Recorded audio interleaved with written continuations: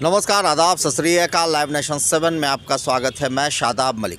अगर अभी तक आप लोगों ने हमारे चैनल को सब्सक्राइब नहीं किया है तो ज़रूर सब्सक्राइब कर लें।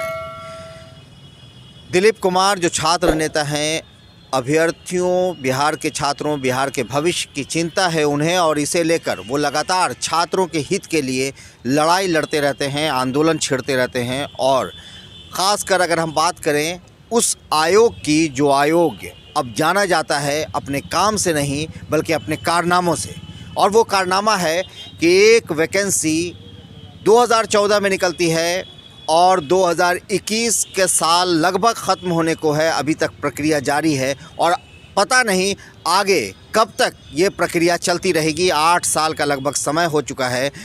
किसी के जीवन का एक दशक कहा जाए तो समाप्त होने पर है, मगर आयोग है कि अभी तक प्रक्रिया जारी रखे हुए है। ऐसे में बीएसएससी के इस मुद्दे को लेकर दिलीप कुमार, जो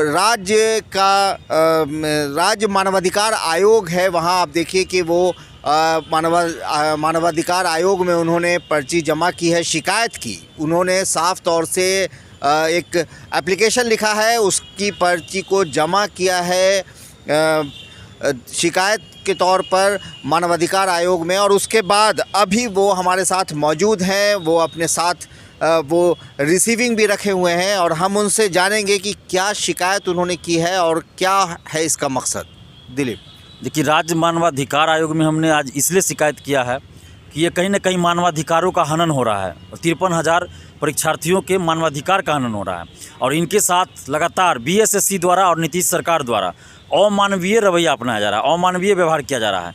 आखिर 53,000 से ज़्यादा परीक्षार्थी दिन रात ये मानसिक रूप से प्रताड़ित होते हैं, दिन रात कष्ट को झेल रहे हैं, तो कहीं ना कहीं ये तो मानवता के खिलाफ हो रहा है। इनका जो मानवीय अधिकार है उसका हनन किया जा रहा है कि इन लोगों को दुख और तकलीफ झेलने के लिए मजबूर कर दिया गया है। जो बहाली 2015 में पूरा होना चाहिए था, वो बहाली आज तक पूरी नहीं हो पाई है। 2021 बीतने वाला है, 2014 की वैकेंसी है और 7.5 साल के बाद भी बहाली पूरी नहीं हुई है।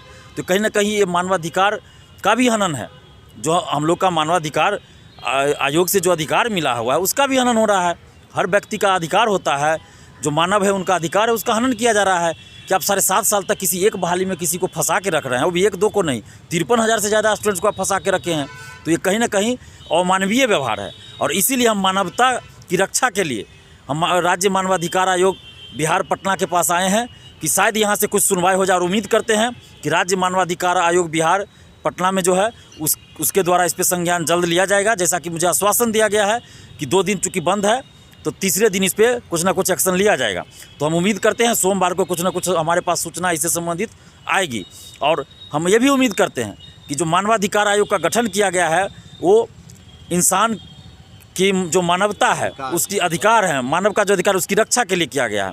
तो ये बिहार राज्य मानवाधिकार आयोग ये 53,000 परीक्षार्थियों के मानवाधिकार का रक्षा करेगा, और देखना है कि आगे क्या होता है। लेकिन अभी हमने जो शिकायत दर्ज किया है और जो अपील किया है कि जो 53,000 स्टूडेंट्स है वो 7.5 साल से इंतजार कर रहे हैं, और इन 7.5 सालों में काफ़ी दुख तकलीफ को ये लोग झेल रहे हैं। और बीएसएससी द्वारा, सबसे बड़ी बात कि बीएसएससी द्वारा बार बार झूठ पे झूठ बोला जा रहा है और बार बार नोटिस जारी कर दिया जाता है और कुछ किया नहीं जाता है। बीएसएससी ने खुद नोटिस जारी किया था कि नवंबर प्रथम सप्ताह में काउंसलिंग शुरू करवाएंगे, लेकिन अभी तक, आज 26 नवंबर है, संविधान दिवस है, और इसी संविधान दिवस के अवसर पर हम आए थे यहाँ राज्य मानवाधिकार आयोग में कि ये संवैधानिक अधिकार है हमारा, तो इस पर कुछ ना कुछ राज्य मानवाधिकार आयोग करे। तो आज 26 नवंबर बीतने को है और अभी तक बीएसएससी ने अभी तक कोई नोटिस जारी नहीं किया है, और जबकि उन्होंने कहा था कि प्रथम सप्ताह यानी नवंबर प्रथम सप्ताह में काउंसलिंग शुरू होगी। तो ये कहीं ना कहीं 53,000 स्टूडेंट्स के साथ इन्होंने खिलवाड़ किया, गुमराह किया गया, उनके साथ धोखाधड़ी हुआ, उनके मानवाधिकार का हनन हुआ। क्या बार बार उनको मानसिक रूप से प्रताड़ित कर रहे हैं, बार बार आप सूचना दे के गलत सूचना दे रहे हैं, कोई लेटर वायरल करवा दे रहे हैं। जो लेटर वायरल हुआ है अब तो वो भी फर्जी लेटर वायरल करवा रहे हैं ताकि परीक्षार्थी जो है आंदोलन न करे, एकजुट ना हो, दिग्भ्रमित हो जाए। अब 2 दिसंबर से काउंसलिंग का बात करवा देते हैं, वायरल करवा देते हैं, जानबूझ के ये लेटर वायरल करवाया गया है ताकि 15 नवंबर के बाद लगा कि कहीं फिर से ना छात्र आंदोलन करे, तो चलो एक लेटर वायरल करवा देते हैं कि 2 दिसंबर से हम काउंसलिंग करवाएंगे। अगर 2 दिसंबर से इनको काउंसलिंग करवाना होता तो कहीं ना कहीं नोटिस जारी किया जाता कि हम फलना तारीख, कोई संभावना नहीं लग रही है। तो कोई संभव ही नहीं है। 26 तारीख आज है और 4 दिन और 5 दिन में आप कैसे ले लीजिए? 2 दिन ऐसे भी बंद से तो खैर मतलब नहीं है, क्योंकि बीएसएससी रविवार को भी नोटिस जारी करती है जब छात्र का डर होता है। हाँ, ऐसे नहीं करती है तो सालों साल नहीं करती। हाँ, जब नहीं करेगी तो कभी नहीं करेंगी। और जब छात्र का डर पैदा हो जाता है तो शनिवार और रविवार कुछ नहीं होता। छुट्टी के दिन भी मुख्य परीक्षा 25 दिसंबर को आयोजित हुई थी। तो बीएसएससी को सिर्फ डर पैदा करना पड़ेगा फिर से, तभी कुछ होगा। तो ये मानवाधिकार आयोग के पास हम आए हैं, ये 53,000 परीक्षार्थियों के मानवाधिकार का जो है वो हनन हो रहा है, उसकी रक्षा की जाए। तो ये मानवाधिकार आपके दिमाग में कैसे आया दिलीप, क्योंकि एक लंबी प्रक्रिया चल रही है, आप लगातार छात्र हित की बात कर रहे हैं, अचानक से फिर आपका ध्यान मानवाधिकार में शिकायत करने का आया, तो ये सोच कहाँ से आई? देखिए, ये सोच इसलिए मुझे आई कि बहुत सारे केसेज में ऐसा देखा गया है कि मानवाधिकार आयोग ने भी बहुत अच्छा काम किया है और उसके एक्शन से न्याय मिला है। तो हमें लगा, मेरे मन में आया कि ऐसा हमें करना चाहिए, शायद यहाँ से कुछ हो जाए तो अच्छी बात है। बार बार सड़क पे उतर के आंदोलन करने का हमें शौक़ नहीं है, मजबूरी में हमको सड़क पे उतरना पड़ता है। जब नहीं कोई बिहार का नेता नहीं आगे आता है, ना ही बीएसएससी के द्वारा कोई नोटिस जारी किया जाता है और ना ही बिहार सरकार के द्वारा कुछ एक्शन लिया जाता है, तब मजबूरी में आके हमें सड़क पे आंदोलन करना पड़ता है। वरना हमें कोई शौक़ नहीं है कि सड़क पे अपना खून पसीना बहाए और आंदोलन करे, तो मजबूर हमें किया जाता है। इसलिए हम आए कि राज्य मानवाधिकार आयोग द्वारा अगर कुछ एक्शन ले लिया जाए तो हम लोग को आंदोलन नहीं करना पड़े और बीएसएससी इस बहाली को जल्द पूरा कर दे। अन्यथा अब जब भी आंदोलन होगा तो बहुत भयानक होगा और बीएसएससी ऑफिस के अंदर होगा और उसका परिणाम क्या होगा वो हम भी नहीं जानते, परीक्षार्थी खुद बताएंगे कि क्या परिणाम देंगे और उसके लिए बीएसएससी के सचिव और अध्यक्ष जिम्मेवार होंगे। तो परीक्षार्थी बहुत गुस्से में है और बीएसएससी ऑफिस में जैसे ही आंदोलन होगा तो उसका जो सबक है वो बीएसएससी के सचिव अध्यक्ष को पता चल जाएगा। आपका नाम? रोहित कुमार। रोहित, आप भी आए हैं यहाँ, क्या सोच कर आए हैं दिलीप के साथ? उम्मीद से कि ताकि क्लियर किया जाए, आयोग पर दबाव बने। जी आयोग पर दबाव बने। आपका नाम? जी भीम कुमार गुप्ता। तो क्या लगता है कि इसका असर कुछ पड़ेगा बीएसएससी पर? हाँ, प्राथमिकता है कि असर पड़ना ही चाहिए इस पे, इसलिए आवेदन दिया गया है यहाँ पे।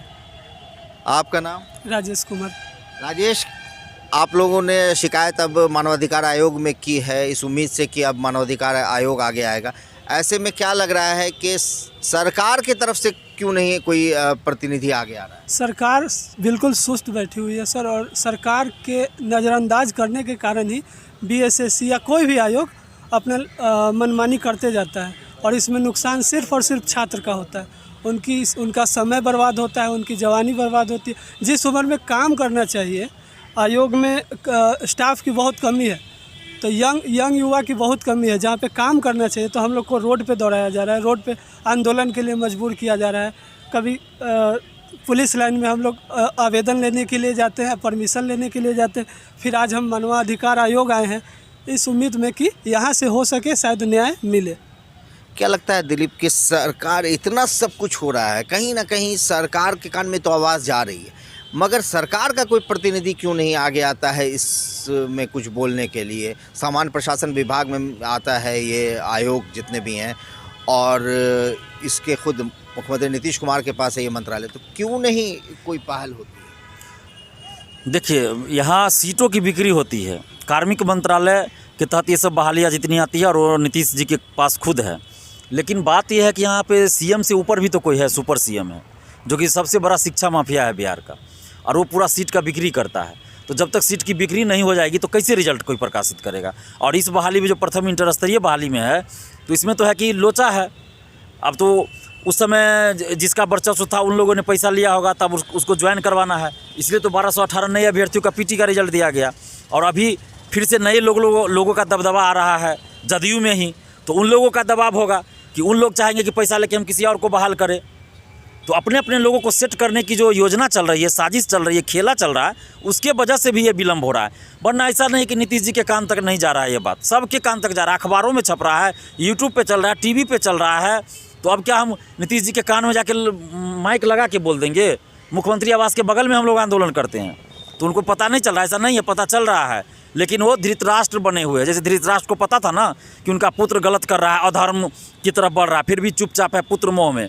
तो ये भी किसी न किसी मोह में है, मोह में। और क्या मोह है वो हम सार्वजनिक रूप से नहीं बोल सकते हैं।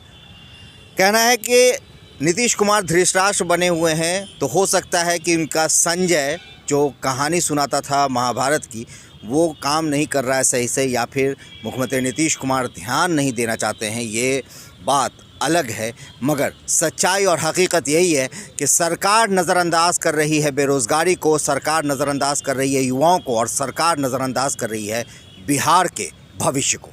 बने रहे हमारे साथ, देखते रहे हमारा वीडियो। अगर आपको हमारा वीडियो पसंद आता है तो हमारे चैनल को जरूर सब्सक्राइब करें।